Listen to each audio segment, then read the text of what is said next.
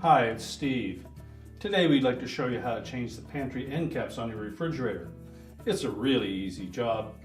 Let me show you how we do it. Now, to do this repair, we'll need to remove some items from the refrigerator. You'll need to empty the pantry itself, and you'll also want to remove the crisper drawers and probably the crisper frame and glass from above it to give us more access. We'll start by pulling the crispers out, and we'll set those aside. Now just lift up from the bottom on that crisper glass and carefully remove it from the refrigerator, and then set that aside. Lift up on the crisper frame, pull it forward and tilt it to remove it. We can then pull that pantry drawer completely out. So once it comes up against its stop, just hold up on the lid, lift up on the front of the pantry, and pull it the rest of the way out. And we'll set that aside. And then just push the rails back in. Next, we'll remove the glass from the top of that pantry frame. Carefully lift it out, set it aside. Next, we'll remove the actual pantry door. There are hinge pins on either side of that. We're simply going to flex that pantry cover just enough to release it from those two male pins, and we'll set that aside.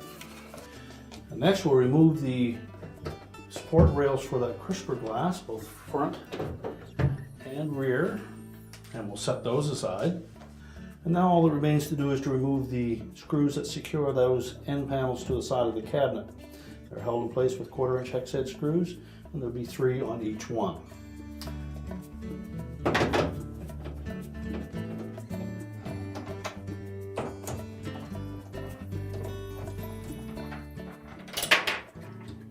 Fairly long screws that secure those.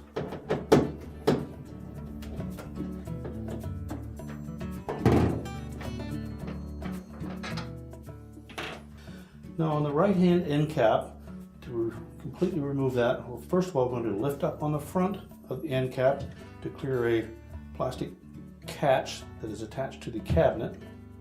And then we're going to tilt it forward to disengage this slide adjustment at the very back. There's a little tab right in the very center of the back wall that we'll need to disengage. So lift up gently on the front and then pull it forward while supporting that cross piece on the back until it's disengaged. And then we can take that whole assembly out and we'll set it on a suitable work surface where we can change out the slide rail and that air adjustment piece on the back. And then we'll just repeat that process for the left-hand end cap, although all we need to do is remove the 3 screws, lift up on the front of the end cap and pull it away. And again, just lift up on the front and pull it away from the back wall. And we'll set that one aside so that we can remove the glide from the surface of it. Now that we have the end caps on a suitable work surface, we'll start by removing the glides, and we'll do the left-hand one first. Just remove 2 screws that are down through these round openings.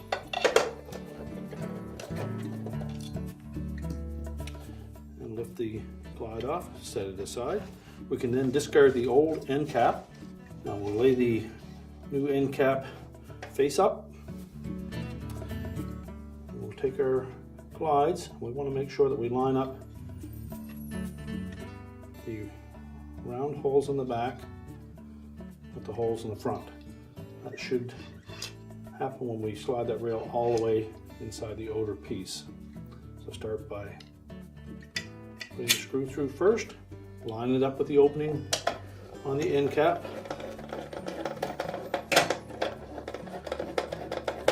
We won't tighten that completely until we have the rear screw in place.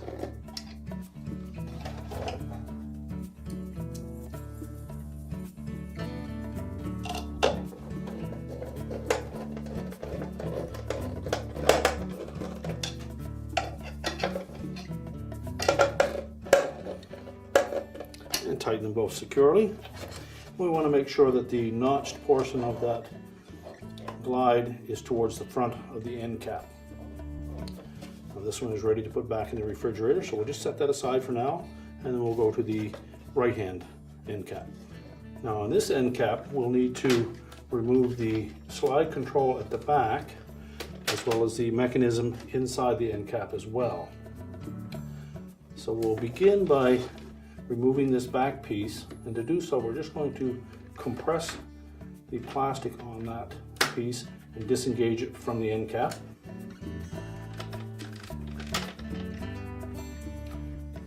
If we pull it away from it, we can then tilt it, and that will allow us to slide it out of that slotted opening. We'll just set that aside for now. Now next we'll remove this actuator arm from the back side of that end cap. You'll note that there are 3 plastic tabs that hold it in position. We're simply going to press down on that while we pull that actuator towards us. Disengage it from those 3 permanent pieces. Once it's pulled away from that track, we'll carefully pivot it to release it from the control at the front. And again, we'll just set that aside. Now next we'll remove that slide control, and to do so we're just going to put slight pressure on that tab. At the same time, we'll take a flat blade screwdriver and just flip that clip away from the side, and then we can pull that out and we'll set that aside. Now we can turn the end cap over and we'll remove the glide.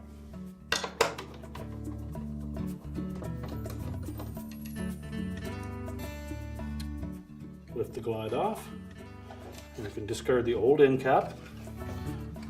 We'll lay the new one face up and begin by installing the screws for that glide. Again, make sure that the notched portion of the glide faces towards the front.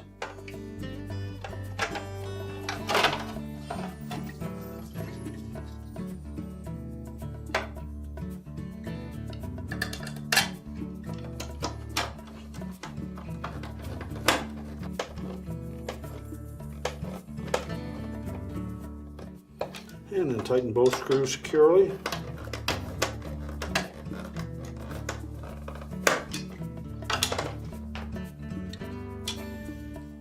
Now we'll lay that end cap face down. We'll begin by popping in the slide control. Just position it through from the front, making sure that an elongated piece fits into the slot. And then just press it into place until the clip snaps over that edge. Next we'll put that actuator arm in place. Carefully hook that over the elongated portion of that control. Pivot it around, and then we're going to force it in underneath these 3 caps by pushing down on the 3 tabs.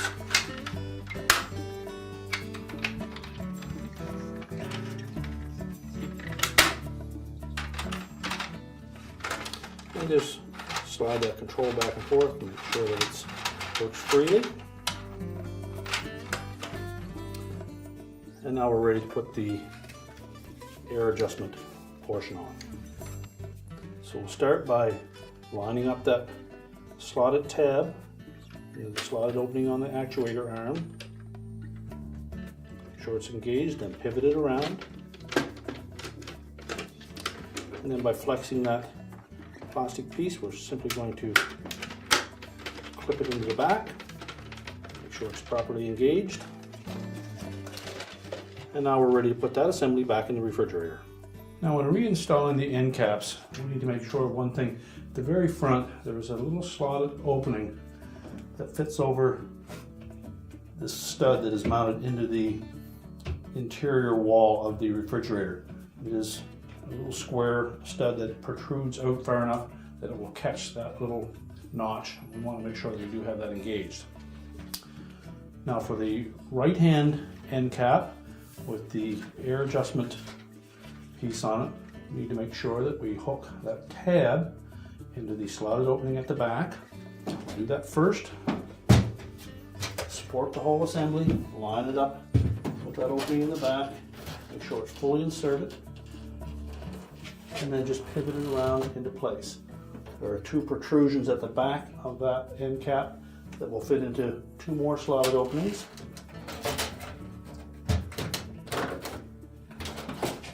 And just hold up slightly on the front, press it down into place, and make sure it catches on that stud. Now we can put the mounting screws back in.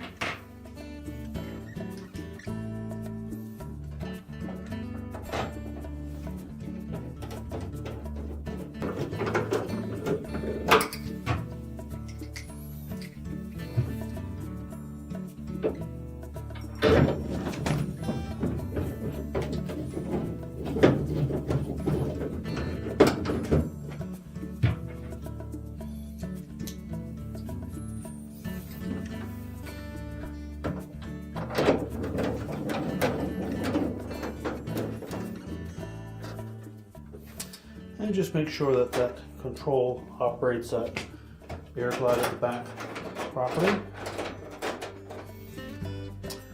And now we'll put the left-hand end cap on, and all we need to do is make sure that we engage the two locating pins at the back and the tab at the very front, and then install the 3 screws. Now we're ready to put the cross rails on for the crisper glass. We'll start by putting the rear one in. Make sure that the channel sits into both of those slotted grooves at the back. Do the same thing at the front, making sure the drop down portion points towards the back, and we'll straddle that protrusion on the front of the end caps. And now we put the glass in. We'll just slide that back into position.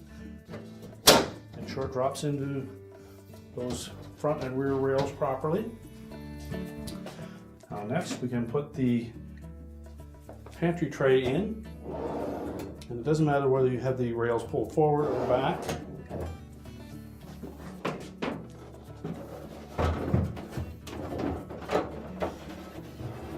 Just slide it all the way back, let it drop down, and it should catch both of those side rails.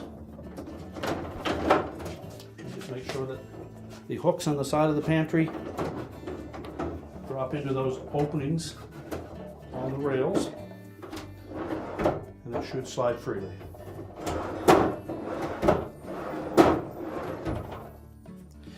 Now, when installing this pantry drawer, we need to make sure of 2 things. There's a little detent on the very top here, and that piece will drop into these slotted portions on the glides. At the same time, we need to make sure that the hook at the front of the pantry engages the end of that slide rail to keep it from moving sideways on us. So we're simply going to slide it in on top of those rails, push it all the way back.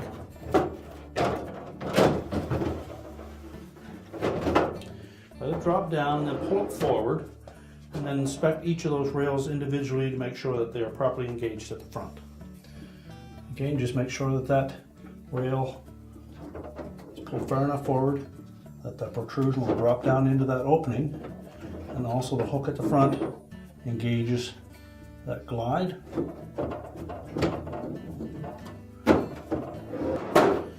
Properly engaged, that pantry drawer should slide freely on the tracks and have good clearance underneath at the bottom. Now next we'll put the pantry cover in place. Now when putting the cover in, you'll note that there are 2 holes, one on either side, that will line up with the pins that are attached to the actual end caps. So we'll start by sliding it over one of those pins. And then on the opposite side, we'll need to flex that piece just enough to fit it over the next pin. And at this point, these fins on either side should fit inside of the pantry drawer. That will ensure that as we pull the pantry forward, that the cover opens. Now next we can put the crisper frame back in.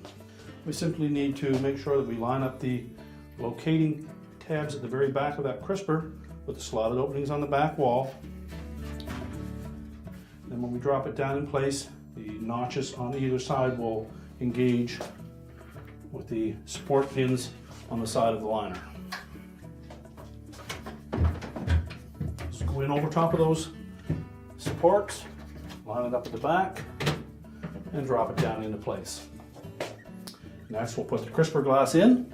Again, we're simply going to slide it in on top of that frame and make sure it drops down into the recessed area. Then we can put our crisper pans in. Line them up with the rails. Make sure they're properly lined up.